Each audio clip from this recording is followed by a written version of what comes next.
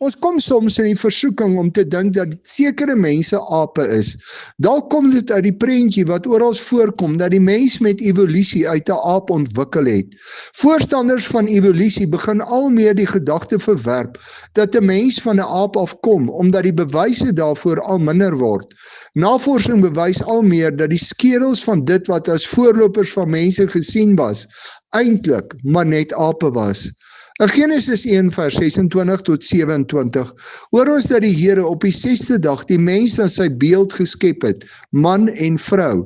Die mens is dus van die begin af deur God geskep en het nie uit 'n aap ontwikkel nie.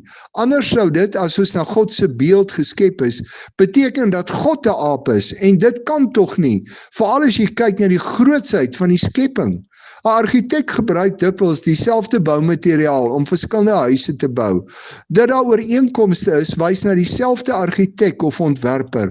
Dat daar genetiese ooreenkomste tussen mense en sjimpansees is, wys daarop dat ons deur dieselfde God gemaak is, en beteken beslis nie ons is familie nie.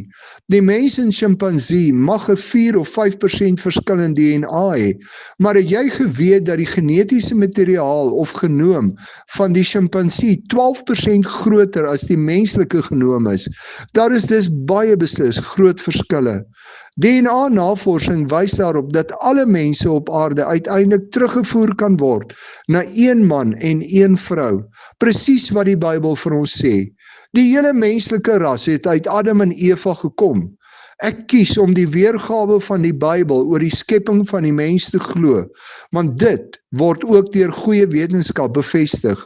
Glo jy dat die mens uit ape ontwikkel het? Of glo jy dat God aan die begin die mens na sy beeld geskep het?